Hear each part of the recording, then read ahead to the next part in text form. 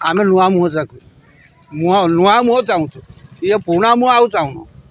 चलित निर्वाचन पई एबे चा खटी चर्चा चली आम अच्छु एक चा खटी जो आप देखिपे ये किसी लोक अच्छा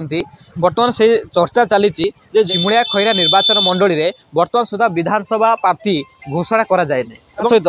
जदि कहवा जे भद्रक संसदीय क्षेत्र में बीजेपी प्रार्थी होती अभिमन्यु सेठी किसी लोक अच्छा आम आलोचना करवा जेहेतु झिमुलिया खैरा निर्वाचन मंडली में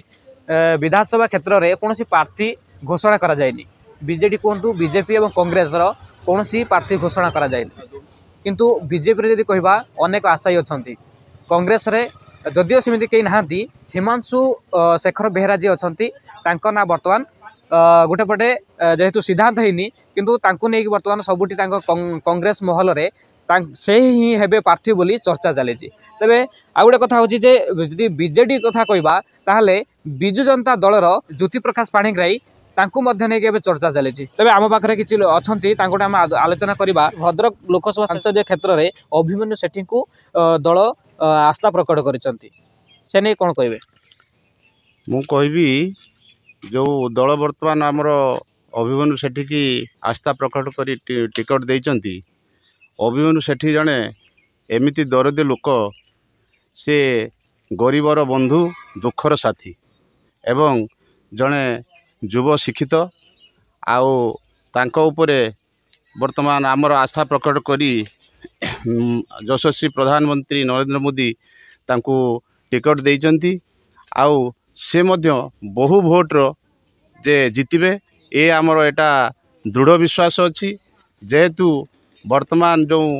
सारा भारत वर्षर मुधिर लहर चलची आउ बीजेपी उड़ीसा रे एथर सरकार गठन करिवो आउ आमर अभिमन्यु बाबू से निश्चित जितबे एटा पूरा आमे सब 100% माने आमे विश्वास करिचु आउ से सही भली कैंडिडेट जणे जे गत 19 निर्वाचन ले से नुआ करी प्रार्थी होइथिले एवं बहुत कम भोट व्यवधान ले से पराजय वरण करथिले सेबेठू से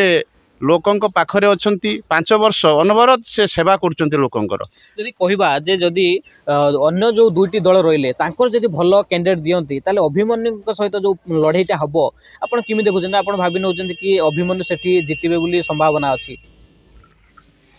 आज्ञा जे अभिमन्यु सेठी एमिति जने प्रार्थी जे भद्रक लोकसभा क्षेत्र रे तांको समकक्ष प्रार्थी आउ कई मिलला भले मत कहीं जना पड़ना तांकू परास्त करिवे एमिति 5 वर्ष भितरे 19 रु 24 भितरे अभिमन्यु सेठी लोकंक हृदय को एभली भावे जय करिगलेनी तांकू आउ तांको विरुद्ध रे प्रार्थी हवा पई मु भाबु जे एपर्यंत केही बाहरु नांती केही चाहू नांती जोंटा कि गतकाली बिजु जनता दल जो प्रार्थी घोषणा कला भद्रक लोकसभा भी प्रार्थी घोषणा करिनांती एवं तांको विरुद्ध रे ठिया हवा पई बोधे मु भाबु जे प्रार्थी मिलु नांती अच्छा जदि कहबा आ गोटे कथा होची जे विधानसभा क्षेत्र में बर्तमान कौन दल प्रार्थी घोषणा करा जाए नाही किंतु आपण कोन भाबुचंती बर्तमान एई झिमुलिया खैरा निर्वाचन मंडली रे किए प्रार्थी होवा दरकार एवं लोक कोन चाहुचंती आज्ञा एठी तो हमरो जे उड़ीसा रो भारतीय जनता पार्टी बीजेपी कौन सी जगार प्रार्थी घोषणा करी नाही आउ कांग्रेस मध्य करी नाही आउ गतकाली जे बिजु जनता दल प्रार्थी घोषणा करिछि जे से सर्वप्रथमे बोधे जो मानकर गत इलेक्शन लो भल परफॉर्मेंस थिला से मानकु पुनः टिकट देइछि आउ बोधे मु भाबुछि जो मानकर जे भल सर्वे विभिन्न सर्वे रिपोर्ट नहीं जो मानकर भल नाही जे से मानकु बोधे तृतीय पर्यायर द्वितीय पर्यायर प्रार्थी देबे कि नहीं से चिंता करुचंती आउ भारतीय जनता पार्टी से मध्य कौन सी जगार टिकेट कैंडिडेट जेहेतु डिक्लेयर करी नाही से मध्य पई से मुलियार होई नाही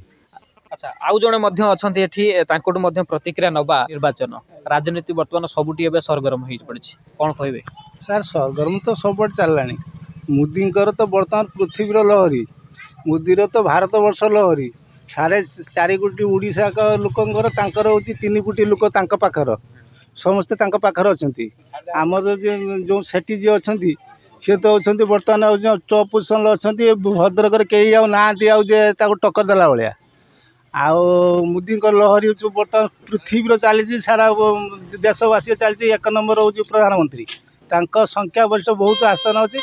147 ସିଟ୍ରୁ ଆମେ ହେଉଛି 120 ସିଟ୍ରେ ଆମେ ହେଉଛି ଆଗୁଆ ରହିବୁ। 120 ସିଟ୍ରେ ଆମେ ଆଗୁଆ ରହିବୁ। ଶିମୁଳିଆ ହେଉଛି 15,000 ସିଟ୍ରେ ହେଉଛି ପଦଲୋଚନ ପଣ୍ଡା ଆଗୁଆ ରହିବୁ। ଆଚ୍ଛା ଆପଣ କହୁଛନ୍ତି ଯେ ପଦ୍ମଲୋଚନ ବିଜେପି ଦଳର ସେ ପ୍ରାର୍ଥୀ ହୋଇକି ହେଲେ ଯାଇକି ଆପଣ କହୁଛନ୍ତି ସେ ଜିତିବେ ବୋଲି, କିନ୍ତୁ ବର୍ତ୍ତମାନ ତ କୌଣସି ଦଳ ତାଙ୍କୁ ଡିକ୍ଲାର କରିନାହିଁ। ନା ଦଳ ଡିକ୍ଲାର କରିନି, ଆମେ କନଫର୍ମ ହଁ ପଦ୍ମନା ଟିକେଟ୍ ପାଇବେ, ଆମେ କନଫର୍ମ। ଆଉ କେମିତି ଜାଣିଲେ ଆପଣ କନଫର୍ମ? ମୁଁ ମୋଦି ଲହରୀରୁ ଯାହା ଜଣାପଡ଼ୁଛି ଆମର ଯେଉଁ ମିଟିଂ ଫିଟିଂ ଅତି ନା ଚାରିଆଡ଼େ ଯେଉଁ ହେଉଛି ଆମର ସମାଲୋଚନା ଶିମୁଳିଆ ରହୁଛି ଆମର ପଦଲୋଚନ ପଣ୍ଡା। ଅନେକ ଆଶା ତାଙ୍କ କତରେ ଭୋଟ ପାଖରେ ନାହିଁ କି କଂଗ୍ରେସ ପାଖରେ ଭୋଟ ନାହିଁ। ଆପଣ ଯାହା ଶୁଣୁଥିଲେ ଆମ ପାଖରେ ଜଣେ ବ୍ୟକ୍ତି ଜଣେ ଅଛନ୍ତି, ତାଙ୍କଠୁ ଆମେ ପ୍ରତିକ୍ରିୟା ନେବା। ସିଏ କ'ଣ ଚାହୁଁଛନ୍ତି ଯେଭଳି ଜଣେ ନେତା ଚାହୁଁଛନ୍ତି ତାଙ୍କଠୁ ଆମେ ଅଧିକ ଆଲୋଚନା କରିବା। ଯେ ଆପଣ କହିବେ ଯେ ଆପଣ ଆଗରୁ ଭୋଟ ଦେଇଥିଲେ? ନା ନା ଏଇଟା ମୋର ଫାର୍ଷ୍ଟ ଟାଇମ୍ ଭୋଟ, ତ ମୁଁ ଚାହୁଁଛି ବିଜେପିକି ଦେବା ପାଇଁ ଅଭିମନ୍ୟୁ ଭାଇଙ୍କୁ, କାହିଁକିନା ମୁଁ ଚାହୁଁଛି ଓଡ଼ିଶାର ଏଜୁକେସନ୍ ସିଷ୍ଟମ୍ ଏବେ ଯେମିତି ଅଛି ସେଇଟାର ଚେଞ୍ଜ ଆସୁ। ତ ମୁଁ ଚାହିଁବି ସେ ଜିତନ୍ତୁ ଆଉ ଆମ ଏଜୁକେସନ୍ ସିଷ୍ଟମ୍କୁ ଚେଞ୍ଜ କରନ୍ତୁ। ଖାଲି ଏଜୁକେସନ୍ ସିଷ୍ଟମ୍କୁ ଚେଞ୍ଜ କରିବା ପାଇଁ ଆପଣ ଅଭିମନ୍ୟୁ ସେଠୀଙ୍କୁ ଭୋଟ ଦେବା ପାଇଁ ଚାହୁଁଛନ୍ତି ନା ଆଉ ଅନ୍ୟ କିଛି ପାଇଁ? ନା ନା ସବୁ ପାଇଁ ସେ ହେଉଛି ଚେଞ୍ଜ କରନ୍ତୁ, ସବୁ ସିଷ୍ଟମ୍କୁ ଯେତିକି ଅଛି ଯାହା ଅଛି ବି ଲୋକମାନଙ୍କର ହେଉଛି ଭଲ ଚିନ୍ତା କରନ୍ତୁ, ଭଲ କାମ କରନ୍ତୁ ଆମ ଦେଶ ପାଇଁ। ତେବେ ଆମ ପାଖରେ ଜଣେ ବୟସ୍କ ଲୋକ ଅଛନ୍ତି। ଆଜ୍ଞା ଆଉ କିଛି ଦିନ ପରେ ନିର୍ବାଚନ ହେବାକୁ ଯାଉଛି, ବର୍ତ୍ତମାନ ଚା ଖଟିରେ ନିର୍ବାଚନ ଚର୍ଚ୍ଚା ଚାଲିଛି, ଆପଣ କେମିତି ଦେଖୁଛନ୍ତି? ପ୍ରତ୍ୟେକ ଇଲେକ୍ସନ ସମୟରେ ଏଇରକମ ଖଟି ହୁଏ। ଆମେ ତାପରେ ଆମେ ରାଜନୀତି ଠାରୁ ବହୁତ ଦୂରରେ,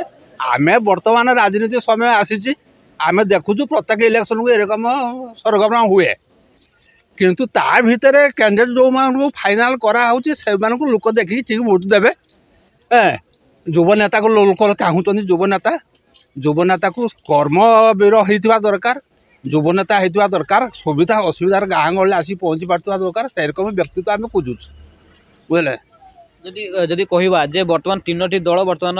ବିଧାୟକ ପ୍ରାର୍ଥୀ କାହାକୁ ଘୋଷଣା କରାଯାଇନି, ଆଉ କିଏ ଶିମୁଳିଆର କିଏ ସେମିତି ଜଣେ ଦକ୍ଷ ବିଧାୟକ ହେବା ଦରକାର ଯାହାକି ଶିମୁଳିଆ ଖଇରାର ବିକାଶକୁ ଆଗକୁ ନେଇପାରିବ? ନା ବିକାଶର ଧାରା ଆମେ ଦେଖୁଛୁ, କ୍ୟାଣ୍ଡିଡେଟ୍ ଫାଇନାଲ୍ ହେଲେ ଆମେ ତା ମନ୍ତବ୍ୟ ଦେଇପାରିବୁ କିଏ କେଉଁ କ୍ୟାଣ୍ଡିଡେଟ୍ ଭଲ ହେଇପାରିବ। ବର୍ତ୍ତମାନ ଆମର ଯେଉଁ